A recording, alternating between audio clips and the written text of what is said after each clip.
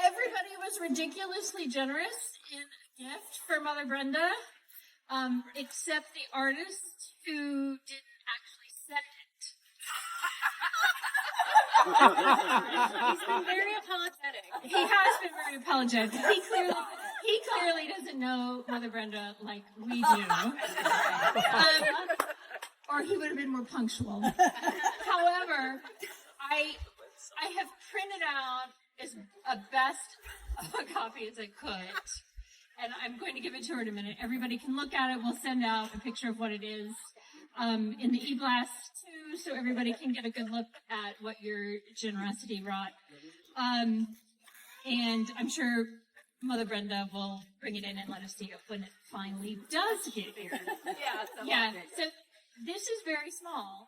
And it's very large. And it is very large, like twice this size.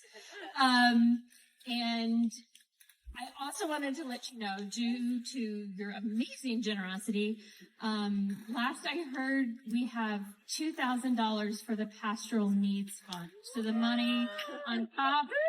So thank you very much. Thank you to the anonymous donor for the party, which was spectacular. So, pardon? Parable of the Mustard Seed. Yes, thank you. I'm just, it's, when they first said we're going to celebrate your 10-year anniversary, and I said, no, it's our 10-year anniversary. We've done this together.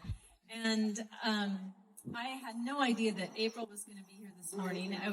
I was going to tell this story, so now you'll see in the midst all of us here. But when I first read the parish profile about 10 and a half years ago for St. Andrew's, I thought, oh, the love and the joy just comes through, and I think I want to know these people better. And then I got to have a Skype interview because, we did Skype back then, not Zoom. And everybody on the committee was in a big U-shaped table. And my cat jumped on my lap. And Barbara started laughing and said, oh, Kitty! And I said, okay, this could be a place I could be myself. And then a little bit later in the interview, I think it was Erin, maybe Betsy, some people in one corner of the tables were laughing.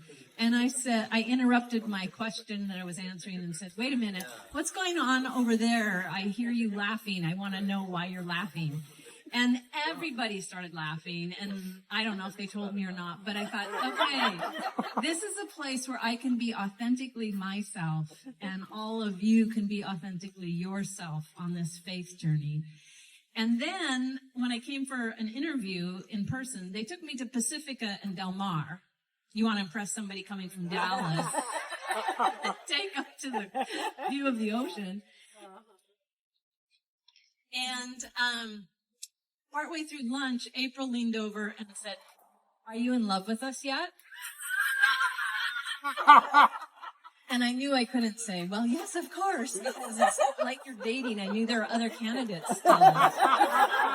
So I said, there are lots of parts that I love about you. But now, and it didn't take 10 years, I can honestly say, I just love you all so much. It's just amazing to be with you.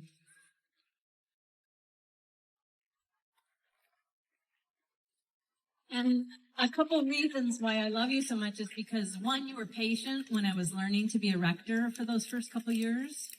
And two, you were willing to experiment when we needed to shift and figure out how to deal with the fire, when we needed to learn how to deal with the pandemic. I mean, there were so many shifts and pivots, and you were all willing to just, okay, let's try it. Let's make the best of it. And I'm also really proud of what we've accomplished together of becoming a new model of church. Instead of an inward focus of what would help us have more inside our church walls, we have all been committed to saying, how can we be transformed as we help transform lives around us? And hundreds of lives are touched on this campus every single week. We all did that together. We're transforming lives in ourselves and in the community around us. So thank you so much for the ways that you make St. Andrews, St. Andrews. I guess I'm supposed to talk about what you've done since you've been here, and you just talked about it. You opened the campus up, and we were able to pivot. We had that fire that we thought was just traumatizing, but you led us through that, and you helped us to love the person who set the fire too. And then through that, you've led us through strategic, that's hard to say, especially when you've been moving all weekend. But strategic planning that enabled us to create not a 5-year vision or 10-year vision, but a 30-year goal. And then the incremental steps to get to that goal of the new model of church. That's what Brenda was talking about when she said the new model. That was our big, audacious goal, and we're well on our way to achieving that. But it was your vision that led us to an incremental 5-year goal, 10-year goal, that kind of thing, that opened up this campus. So we could engage the community. We could touch all those lives, hundreds of lives every week, because the campus is open and accessible. So thank you for all you've done for us.